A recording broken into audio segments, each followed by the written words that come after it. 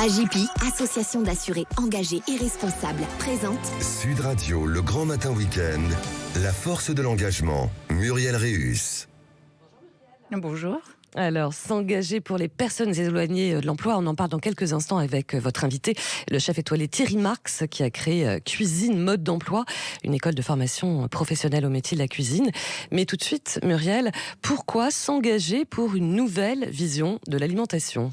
Eh bien, savez-vous que nous sommes 8 milliards d'habitants sur notre planète, bientôt 10 milliards, et les questions que soulèvent ces chiffres, et par voie de conséquence, notre rapport à l'alimentation et à la souveraineté alimentaire sont multiples et paradoxales. Selon l'ONU, en 2021, 828 millions de personnes souffrent de la faim dans le monde. 2,3 milliards de personnes sont en situation d'insécurité alimentaire, alors que plus de 2 milliards d'individus sont en surpoids. Nous naviguons entre obésité, sous-nutrition ou malnutrition. Et les mutations climatiques viennent compléter un tableau qui nous questionne sur le sens qu'il convient de donner à notre alimentation. Doit-on continuer à considérer la nourriture comme une simple marchandise ou imaginer celle-ci comme une composante centrale de notre santé, de notre environnement, de notre rapport au vivant et à la culture dans laquelle nous évoluons ? Manger n'est pas une forme de consommation comme une autre, parce que ce que nous mangeons nous construit, et la nourriture ouvre un prisme de réflexion très large, et en particulier celui de notre agriculture, de sa transformation et de sa consommation. Alors bien sûr, il y a de plus en plus de consommateurs éclairés, responsables, actifs, mais il y a aussi de grands questionnements collectifs. Sommes-nous capables de reconsidérer à nouveau le travail agricole comme une fierté et la marque d'un savoir-faire, d'imaginer des pratiques pérennes, plus respectueuses de l'environnement, des animaux et des sols, de mettre en place des échelles de valeur sur la qualité des produits, leur provenance et sur leur impact social et environnemental, enfin, de former sur la qualité et le juste prix, ce fameux juste prix, de bien se nourrir, parce qu'in fine, c'est un problème de santé publique. En France, au cœur de ces grandes préoccupations que sont l'environnement, les territoires, le développement durable, l'énergie, que retrouvons-nous ? Deux composantes. La formation professionnelle et l'enseignement agricole, qui est le système éducatif en France, malheureusement peu connu du grand public et même incombe des prescripteurs de l'orientation. Pourtant, l'enseignement agricole, c'est vraiment une spécificité française, avec presque 1000 établissements de formation générale, d'apprentis et d'enseignement supérieur, pour un accès à près de 200 métiers au contact des autres et de la nature. L'agriculture, bien sûr, mais aussi l'environnement, la biodiversité, la santé humaine, la protection animale et végétale, la transformation alimentaire, et l'aménagement et la sauvegarde des milieux naturels et du paysage. Des métiers encore trop peu valorisés par notre système de pensée, qui sont pourtant les métiers de l'aventure du vivant. Et, pour une fois, des métiers qui intéressent autant les filles que les garçons, 44% pour 56%, une presque égalité, avec près de 90% d'insertion professionnelle, seulement 3 ans après l'obtention du diplôme. Il est temps de changer de regard sur la formation professionnelle, de modifier nos cadres de pensée et de considérer que l'apprentissage d'un métier est non seulement une arme contre le chômage, mais également le moyen de faire des hommes libres. Et cette dernière phrase n'est pas de moi, mais de Thierry Marx, un chef, un homme que nous recevons dans quelques instants et qui est déterminé à faire bouger les lignes. Merci beaucoup Muriel. Justement, ce chef étoilé, il est là parmi nous. Thierry Marx, fondateur de Cuisine Mode d'Emploi. Bonjour Thierry Marx. Bonjour. Bonjour Thierry. Alors, Bonjour. cette conviction que l'apprentissage d'un métier est non seulement une arme contre le chômage, mais également un moyen de faire des hommes libres. Pouvez-vous nous éclairer sur cette conviction ? C'est toujours ce que j'ai entendu, constaté, vécu. C'est finalement se former, avoir de la curiosité pour pas se croire assigné à une extraction sociale ou à un quartier ou à quoi que ce soit. Et c'est cette curiosité d'aller apprendre, finalement, qui va faire de nous des hommes libres. Ça date de Victor Hugo. Mais l'enseignement est la seule réponse qu'on peut avoir pour s'émanciper dans cette société et devenir heureux et épanoui. Au-delà d'avoir un peu plus de moyens de vie, c'est surtout être heureux et épanoui. C'est vraiment au travers de la formation professionnelle ou de la formation tout court qu'on va trouver ces chemins d'épanouissement. Et trop souvent, on les a comparés. On a dit à ceux qui apprennent pour faire, ils vont à l'école, ils ont plutôt une ligne assez directrice de leur parcours scolaire qui va les amener à un diplôme et puis probablement à un emploi.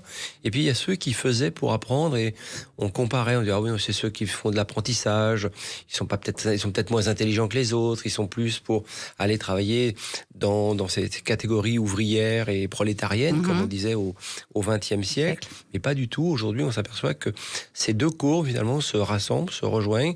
Il y a autant de gens qui réussissent en apprenant pour faire que d'autres qui font pour apprendre et qui réussissent aussi. Donc ce qui nous permet, pour clore ce propos, d'aider des personnes qui se croyaient exclues d'une forme d'apprentissage, de se dire « Ah mais il y en a une autre, elle est possible, je la comprends mieux finalement, et elle me permet quand même le chemin de la liberté ».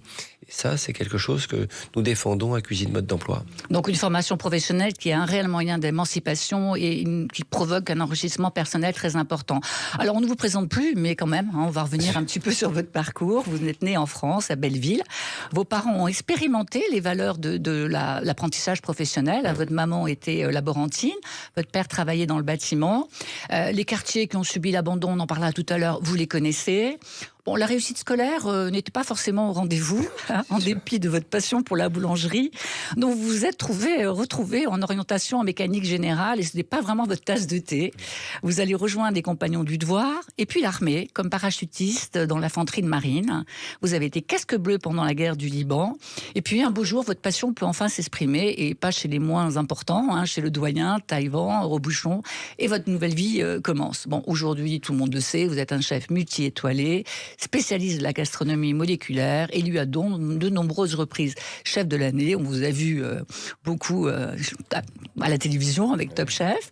Vous êtes passionné par le judo, 4e dame de judo et 3e dame de kendo. On va se tenir à carreau dans cette émission. Alors, est-ce que c'est ce parcours, notamment avec vos parents, qui a provoqué chez vous ce désir de donner cette chance à des personnes qui n'avaient pas trouvé leur voie dans une expérience ou dans un apprentissage un peu plus classique ? C'est probablement, oui, le parcours laisse des traces, des séquelles positives, vraiment. Et c'est vrai que ma famille avait toujours le bon réflexe, c'est-à-dire que c'était pas de la faute des autres. Et qu'il fallait toujours rester en verticalité. Donc à un moment donné, plutôt que de critiquer, il fallait faire. Et c'est vrai qu'à un moment donné, quand enfin un peu de lumière s'est posée sur mon parcours professionnel, je me suis dit comment je peux faire pour aider ceux qui se croient comme moi ou qui se croyaient comme moi assigner à un quartier ou à une extraction sociale.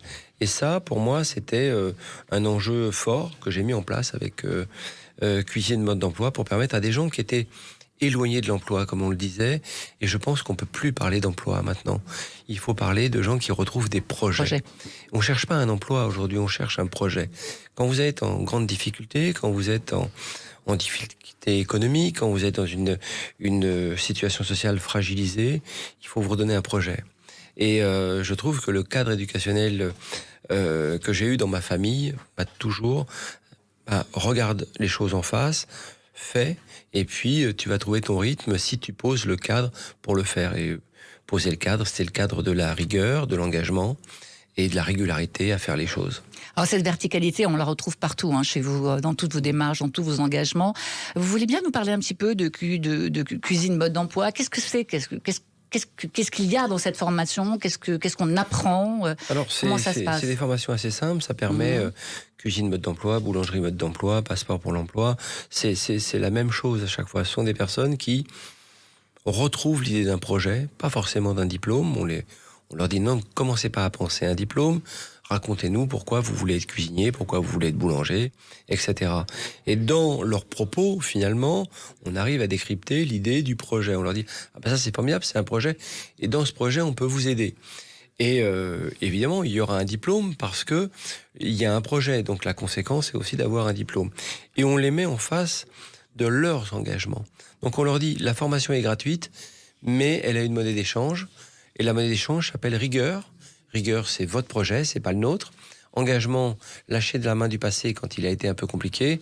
Régularité, on va se dire que pendant ces 11 semaines de formation, il n'y aura pas d'absence, pas de retard.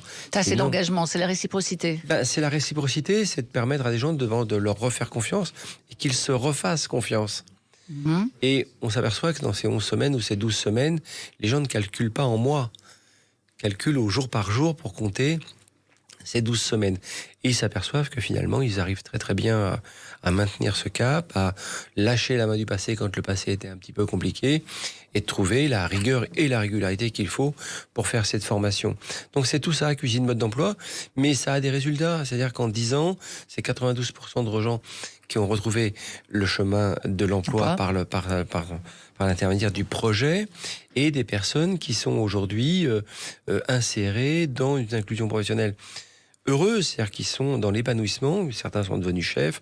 Il y a eu 7% de création d'entreprise, formidable, ce qui n'est pas rien. Non. Or, bien souvent, c'est des personnes qui se croyaient un petit peu abandonnées de tout, or qu'il suffisait qu'ils réenclenchent cette capacité à se faire confiance. Et cette formation, elle est gratuite, c'est important de le dire, elle est 100% gratuite. Oui, c'est une formation gratuite, mais rien n'est gratuit sur cette planète. Donc, et il faut l'entendre à tous les étages. On n'est pas uniquement dans la bienveillance. On dit la monnaie d'échange est rigueur, engagement, régularité. Et la rigueur, c'est pas nous, c'est vous. Et elle est gratuite et elle est qualifiante. Elle est gratuite et elle est qualifiante. C'est important de le dire. D'un CQP reconnu par la branche, donc par l'État. Est-ce que votre notoriété est un atout ? Est-ce qu'il faut être connu pour mettre en place des dispositifs de ce type ? Je ne suis pas convaincu, c'est probablement un peu plus long. C'est-à-dire que, effectivement, la notoriété à l'époque de Top Chef, pour moi, était un atout pour le sponsoring, parce que c'est quand même un partenariat public-privé.